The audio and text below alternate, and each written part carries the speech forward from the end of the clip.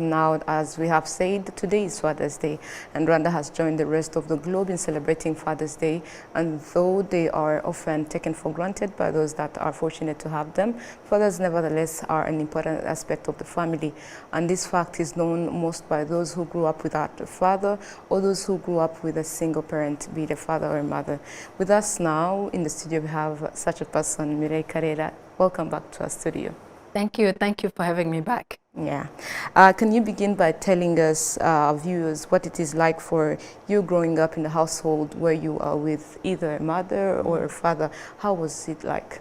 Yes, thank you. Allow me to just acknowledge you first for having me back. The last time I was here, it was Women's Day, and I remember that we talked about very impactful things, and we received amazing comments about how to overcome guilt as women. So I believe that it's going to be the same thing today as we talk about a very important topic around fatherhood, fatherlessness, and growing up with or without a father. For me, I suppose that was my story. It was my story to be born in a family where my father, in fact, grew up without his father. So to give context, my father grew up in the pre-59 era. So in 1959, he had to move and as a refugee. So his father passed away when he was about 15, 16, 17. So he himself grew up in a home abroad as a refugee without a father. So further down the line in 1976, I was born. Abroad in the diaspora, and I too, in fact, had to go through the same process somehow, whereby either my father or mother were not together. So when I was 3 and 4, that's when they separated, and they were in different countries. So it was either being with our dad, and he was very kind. I would like to honor his memory and say that he was very kind and gentle. When we had an opportunity to live with him from the moment I was born until probably six or so, then we had to be schooled abroad, and then with the mother, and then later on with our father, I think 2 years before he passed away.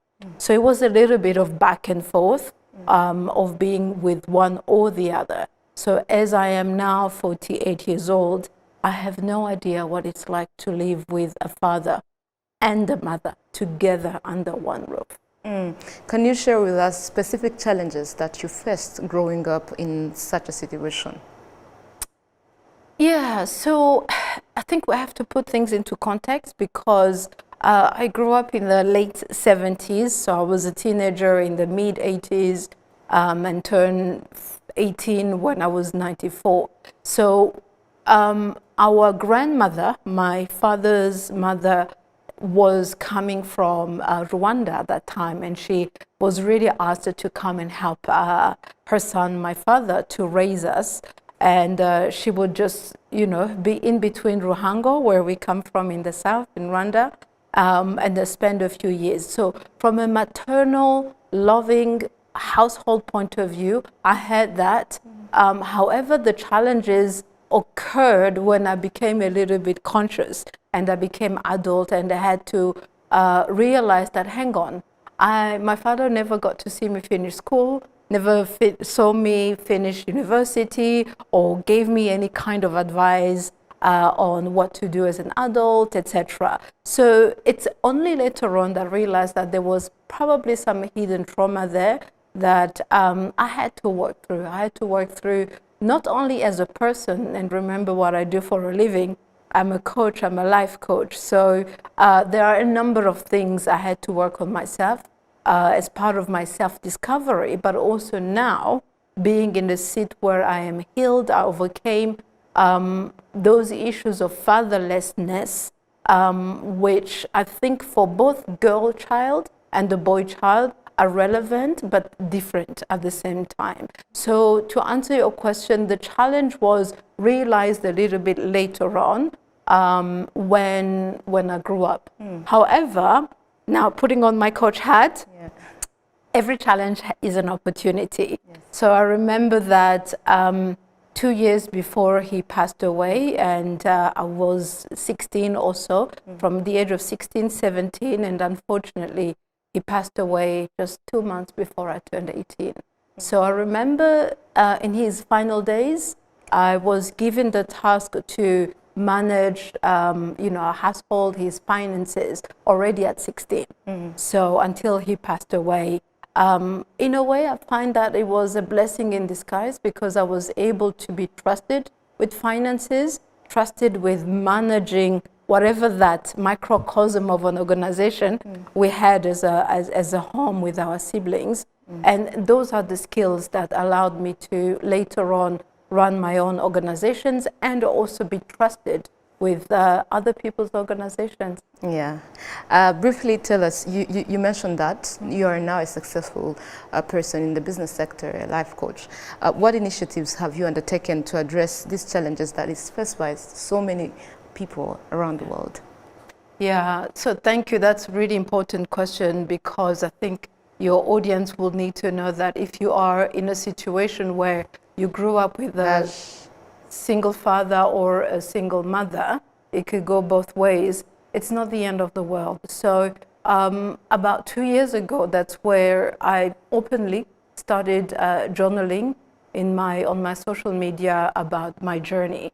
And then it really started the sort of movement that I didn't foresee, by being transparent and also sharing with my audience how, you can have a start where it's not favorable to you. So I just journaled for 7 days before last Father's Day, and we had an event, a mentoring walk in the park, Nyandungu Eco Park, where we had mature fathers who really are amazing leaders. I'm sure your audience will know PC, Gerard PC. So we had him as well as others to talk about the multi-generational good fatherhood from their side. And then my side was obviously, experiencing and overcoming fatherlessness. So based on that initiative last year, many people gave us the feedback that we ought to do a little bit more than just that.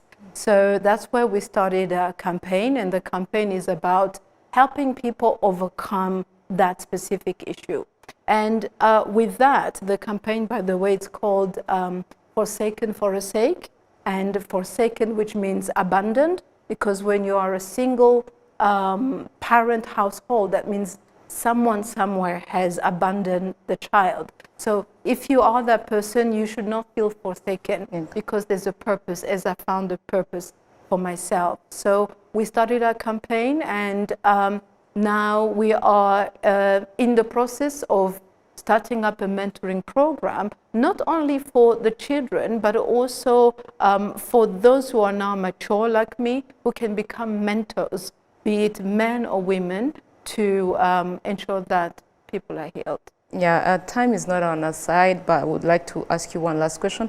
What advice would you give to young people who are currently growing up in a single parent household and maybe facing similar challenges, in 1 or 2 minutes? Yeah, in 1 or 2 minutes. I would say both to the children, educate yourself.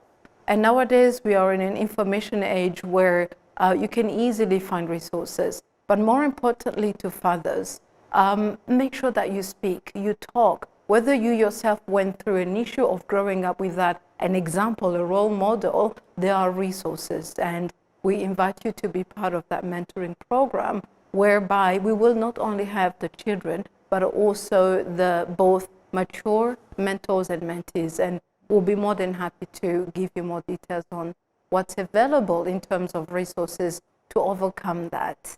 And may I just say that you're never alone. You're never alone. And what it takes is just to be open. Yes, the traditions, the cultures, and multiple generations that are at play may not make it easy for the older generations to speak up. As they say, our great-grandfathers or grandfathers might be in the silent generation, meaning that they may be silent and not talk a lot about their own issues, such as my father and his father, and now we are the 3rd generation. But the 4th generation has to be different. Thank you very much, Mireille Karera, founder and managing director of Karera Coaching. Thank you for taking time to speak to Rwanda Television. It's always a pleasure.